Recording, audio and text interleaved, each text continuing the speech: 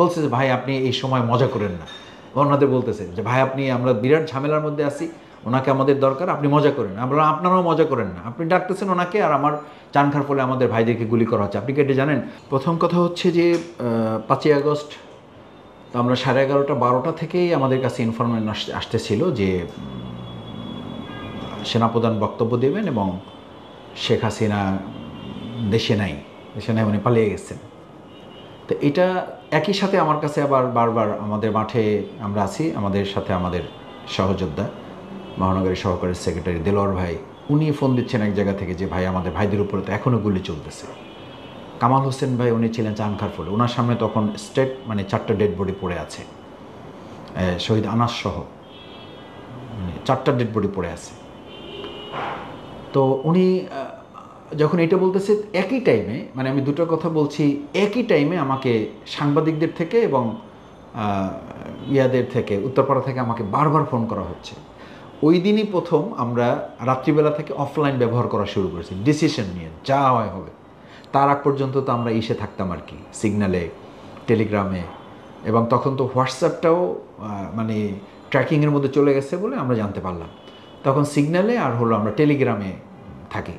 তো আমাদের যখন নিষিদ্ধ করা হলো 1 আগস্ট, তখন আমরা সিদ্ধান্ত নিলাম যে উই আর ডেসপারেট, আমরা এখন আর মানে ডিফেন্স খেলবো না, এখন যা হয় হবে, মানে এখন আমরা এগ্রেসিভ খেলবো, সহজ কথা। আমরা এখন ডিফেন্স করব না, আমরা এখন এগ্রেসিভলি আমরা মুভ করব। তো ওরা যেহেতু এগ্রেসিভলি মুভ করছে, এখন আমাদের আর কোনো মানে যেটা বলা হয় যে এখন যে পর্যন্ত আসছি হয় সামনে যেতে হবে, পিছনে ফেরার কোনো পথ নেই।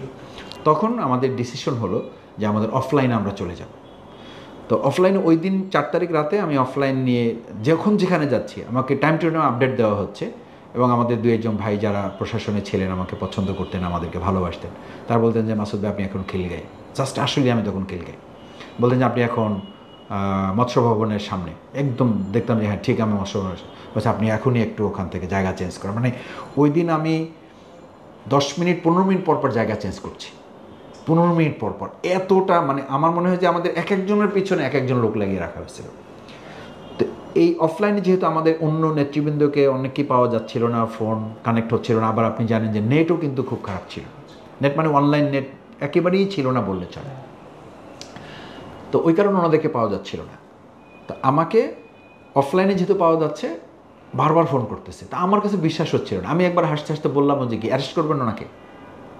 উনি আর ওনাকে অ্যারেস্ট করে কী করবেন? বলছে যে ভাই আপনি এই সময় মজা করেন না। ওনাদের বলতেছে যে ভাই আপনি আমরা বিরাট ঝামেলার মধ্যে আছি, ওনাকে আমাদের দরকার, আপনি মজা করেন। আমরা আপনারাও মজা করেন না, আপনি ডাকতেছেন ওনাকে আর আমার চান খার ফলে আমাদের ভাইদেরকে গুলি করা হচ্ছে, আপনি কি এটা জানেন? বলছে মাসুদ ভাই আমাদের মেসেজটা গিয়েছে এটা বন্ধ করার জন্য, এই ক্র্যাকডাউনটা, মেসেজটা পৌঁছতে গ্রাসরুটে হয়তো একটু সময় লাগতেছে, বা কোনো কোনো অফিসার এখনও মেসেজটা যথাযথভাবে ধারণ করতে পারছেন না, এইটুকু আপনাদেরকে একটু ধৈর্য ধরতে হবে, একটু সময় নিলে ঠিক হয়ে যাবে। এটার জন্যই সেনাপ্রধান একটা বক্তব্য দিতে চাচ্ছেন, ওনার বক্তব্যটা গেলে যেন সব জায়গা থেকে প্রশাসন এটাকে ক্যারি করে। তো বক্তব্যটা উনি দিতে চাচ্ছেন, সব নেতৃবৃন্দের সাথে কথা বলার পরে উনি কথাটা বলতে চাচ্ছেন। তো আমি তখন আমাদের কয়েকজনকে ফোন করলাম, ওনারা বারবার বলতেছেন আমরা আমির জামাতকে ট্রাই করতেছি, আশা করি পেয়ে যাবো। পেতে পেতে আমাদের মানে 11:30-12টা থেকে শুরু হয়েছে, তখন 1টা 2টা 3টা 3:30টার মধ্যে তখন বারবার বলা হচ্ছে যে সেনা, একবার আপনারা স্ক্রলিংয়ে দেখতেছেন যে পিছানো হচ্ছে সংবাদ সম্মেলন, 3বার পিছানো হচ্ছে।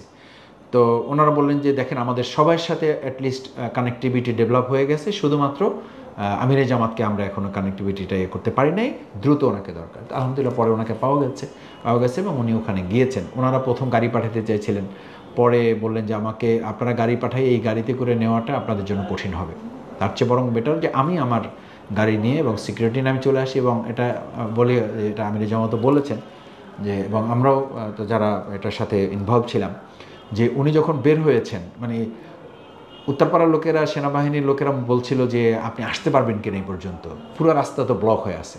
আমাদের গাড়ি গেছিল, কোনো গাড়ি ফিরে আসতে পারে নাই, মানে সব গাড়িগুলো ওরা নষ্ট করে ফেলছে।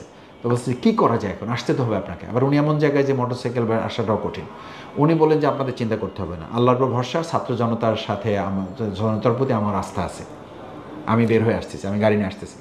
উনি গাড়ি নিয়ে গেছেন, ছাত্র জনতায় ওনার গাড়িতে ডানে বামে ওই যে সিকিউরিটির মতো উঠে দাঁড়াইয়া বাঁশি নিয়ে পতাকা নিয়ে তারপর ওনাকে একদম ইয়া পর্যন্ত পৌঁছে দিয়ে আসছে, গণভবন পর্যন্ত পৌঁছে দিয়ে আসছে। তো যেটা বলছিলাম যে এভাবে ওনাকে তো মিটিংয়ে হাজির করা হলো। উনি যাওয়ার পরে আরও কিছু নেতৃবৃন্দের কথা উনি বললেন যে ওনাদের দরকার। দেখেন এই জায়গায় কিন্তু কোনো সংকীর্ণতার উনি পরিচয় দেন নাই। উনি বলছেন যে না, আমাদের আরও মুখ্য আমাদের সহযোদ্ধা যারা ছিলেন, রাজপথে আমরা ভূমিকা নিয়েছি, তাদেরও আপনাদের দরকার। তো ওনাদেরকে ডাকা হয়েছে তখন। তো আর মোনাজাতের কথা যেটা বললেন যে আমরা তো যখন 11:30-12টার দিকে আমাদের বিজয় মিছিল শুরু হয়ে গেলো বিভিন্ন জায়গা থেকে, এরপরে শাহবাগ পর্যন্ত আমার পৌঁছতে প্রায় 5:30-6টা বেজে গেছে।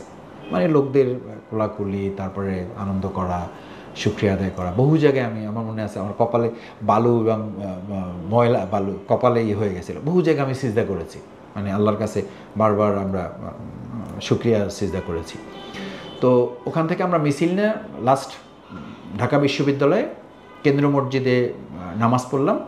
মাগরিবের নামাজ পড়ার আগে আমরা সালাতুল আসরও ওখানে পড়েছি, পড়ে ওখানে আমরা সালাতুল হামদ আদায় করেছি, সিজদা করেছি মসজিদ থেকে বের হয়ে। তারপরে তো ওখান থেকে আমাদের মহানগরীর সম্মানিত আমিনুল ইসলাম বুলবুল ভাই সহ আমাদের মহানগরীর নেতৃবৃন্দ যারা ছিলেন, শিবিরের নেতৃবৃন্দ যারা ছিলেন, তারা মিছিল নিয়ে আমরা, আপনি জানেন যে আমাদের মহানগরী অফিস যেটা 48/1 পুরানো পল্টন, একই সাথে পাশাপাশি হলো 48/1 শিবিরের কেন্দ্রীয় অফিস। তো দুটো পাশাপাশি অফিস। আমরা প্রথমে অর্থাৎ 2011 সালে আমরা লাস্ট আমাদের অফিস থেকে আমরা বের হয়ে আসি মানে আমাদেরকে বের করে দেয় একদম বন্দুকের মুখে। আমার মনে আছে তখন এমপি আছেন আমাদের ভাই হামিদুর রহমান আজাদ ভাই, ডক্টর এস.এম. হামিদুর রহমান আজাদ ভাই, এখন সহকারী সেক্রেটারি জেনারেল। ওনাকে পর্যন্ত রুম থেকে, ওনার রুমটা আমরা লাস্ট ব্যবহার করতাম। ওনাকে এসে ডিবি এবং পুলিশ সরাসরি বলল যে আর কোনো অবস্থাতেই আপনাদেরকে আমরা এখানে বসতে দিতে পারবো না। আমাদের কিছু লোক অ্যারেস্ট করে দেওয়া হলো ওখান থেকে। ফাইনালি ওনারা আমাদেরকে বের করে তালা দিয়ে দিল, আমাদের অফিস ওনারাই তালা দিয়ে দিল। তালা দিয়ে আমাদের কিছু সিকিউরিটি, ওনারা বললো যে ওনারা 2-3 জন থাকবেন, আর কেউ আপনার এখানে আসবেন, আসলে গ্রেপ্তার করা হবে। এবং এরপর থেকে আমরা যারাই যেতাম গেছে, এরপরে আমাদের ভাইরা যেত, তো তাদেরকে গ্রেপ্তার করা হতো। এই 11 সালে লাস্ট বের হয়ে আসার পরে আমরা সর্বপ্রথম ওই দিন 5 তারিখে মিছিল করে ঢাকা বিশ্ববিদ্যালয় থেকে রাত 8:30 বা 8:15টার দিকে আমরা প্রথম অফিসে ঢুকি। আর এর আগে আপনাকে বলে রাখি, আর একবার আমরা ওখানে মোনাজাত করেছি। তো এটা সম্মিলিত করা যায়নি, দোয়া করেছি। এবং আমি ওখানে ওই সময় আমি অফিসে ঢুকে আল্লাহর কাছে সালাতুল সিজদা মানে হামদুল সিজদা করেছি। 10 জুন মানে 2013 সালে আমরা যে রমনা ইঞ্জিনিয়ার্স ইনস্টিটিউশনে প্রোগ্রামটা করলাম, বড় প্রোগ্রাম যেটা হলো 23 সালে যে বড় প্রোগ্রামটা হলো, ওই প্রোগ্রামটার দিনও আমরা মনে করেছিলাম যে সরকার হয়তো এখন কিছুটা নমনীয় হবে। কিন্তু আমরা আসলাম, আমি রাতে কিছু ভাইদের নিয়ে আসলাম আমাদের অফিসটা দেখার জন্য। প্রশাসনের লোকজন ছিল, তো বললো যে যায়েন না, আমাদের নির্দেশনাটা ভালো না, আপনারা প্রোগ্রাম করেছেন, এখন যার যার বাড়িতে আপনারা চলে যান, বাসায় চলে যান। তাই আমি বললাম প্রোগ্রাম করলাম, এত বড় প্রোগ্রাম হয়েছে, আমরা এখন একটু অফিসে বসি, কথা বলি। ও যে না, অফিসে যান কিন্তু বসেন না। তো তারপর আমরা গেলাম অফিসে। ওই দিন আমি খুব আবেগ আপ্লুত হয়েছি যে 11 সালের পরে প্রায় কত বছর, মানে 7-8 বছর পরে আবার আমি ওখানে যাওয়ার সুযোগ পেলাম, 9 বছর পরে। আর এরপরে ওই দিন আমরা 8:30 সোয়া 8টায় যখন অফিসে ঢুকলাম, খুব স্বাভাবিকভাবেই আমাদের 3-4টা জিনিস স্মৃতিতে আসছে। যে এই অফিস যেখানে আমাদের মাওলানা মতিউর রহমান নিজামী ভাই অফিস করতেন, এই অফিস যেখানে আব্দুল কাদের মোল্লা ভাই আমাদের এখানে দায়িত্ব পালন করেছেন, এই চেয়ার যেখানে আমরা এখন বসছি, সেই চেয়ারে আমাদের এটিএম আজহারুল ইসলাম ভাই উনি এখানে দায়িত্ব পালন করতেন। তো এই স্মৃতিগুলো আমাদের সামনে আসার কারণে আমরা আবেগ আপ্লুত হয়েছি এবং আল্লাহর কাছে শুকরিয়া আদায় করেছি যে আমাদের এই অফিসটা আসলে তো অফিস না, এটা এই দেশের স্বাধীনতার সার্বভৌমত্বের গ্যারান্টি। এই অফিস হচ্ছে এদেশের মানুষের দেশপ্রেমের চেতনাকে বাস্তবায়ন করার অফিস। এখান থেকে আমাদের ভাইয়েরা জীবন বাজি রেখেছেন, এই দেশের মানুষের জন্য শহীদ হয়েছেন, ফাঁসির মঞ্চে গিয়েছেন। সেই নেতৃবৃন্দেরই ধারাবাহিকতা এখন আমরা এখানে যারা ছোট ছোট কর্মী আমরা এখন বসছি, আমাদের উপর একটা বিরাট বোঝা। আজকে আল্লাহ তাআলা এই বিজয় দিয়েছেন আমাদের, শাহাদাতের রক্তের বিনিময়ে অসংখ্য ছাত্র জনতার। এই সমস্ত বিষয় নিয়ে আমরা তখন আল্লাহর কাছে দোয়া করেছি এবং কৃতজ্ঞতা শুকরিয়া আলহামদুলিল্লাহ আদায় করেছি। ওই সময় আসলে আমাদের চোখের পানি। আমরা তখন খুবই বিধ্বস্ত মানে কত রাত ধরে আমরা ঘুমাই না, মানে এটা বিশ্বাস করতে পারবেন না। মানে ঘুম মানে আমাদের এমন হয়েছে যে রাত 2টা 3টা পর্যন্ত আমাদের মিটিং, অনলাইনে আমাদের মিটিং চলছে, আবার ফজরের পরে মিটিং শুরু। মানে রাতে প্ল্যানিং হতো, আর ফজরের পর থেকে তো এক্সিকিউশনে আমাদেরকে ভূমিকা রাখতে হতো। সারা রাত আমাদের প্ল্যানিং চলতো কোথায়। এখন অনেকে বলেন আর কি যে জামাত ইসলামী ছাত্র শিবির